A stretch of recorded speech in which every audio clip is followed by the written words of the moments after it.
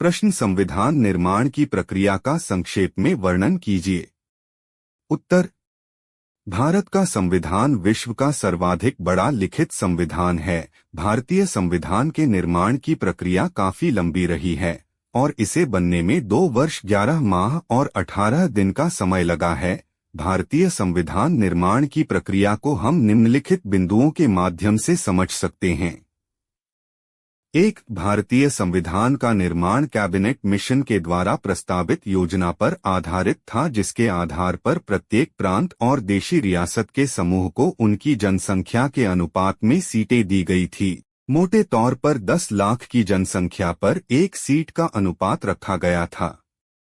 2. संविधान सभा की कुल सदस्य संख्या विभाजन से पूर्व 389 निर्धारित की गई थी। भारत और पाकिस्तान के विभाजन के बाद भारत की संविधान सभा में 299 सदस्य ही रह गए थे।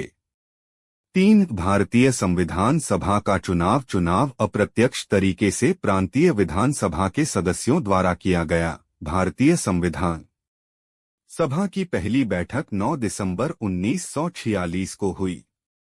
4. भारत का संविधान सभा के द्वारा 2 वर्ष 11 माह और 18 दिन में बनाया गया। 26 नवंबर 1949 को भारत का संविधान बनकर तैयार हुआ, जिस पर 284 सदस्यों ने हस्ताक्षर किए। 5. संविधान सभा के अस्थायी अध्यक्ष डॉ सच्चिदानंद सिन्हा थे और बाद में डॉ राजेंद्र प्रसाद संविधान सभा के स्थायी अध्यक्ष बनाए गए। 6. संविधान सभा आमतौर पर किसी भी प्रावधान को जोड़ने के लिए सर्वसम्मति का प्रयोग करती थी और विभिन्न तरह से वाद विवाद करने के बाद किसी भी प्रावधान को संविधान में शामिल किया जाता था।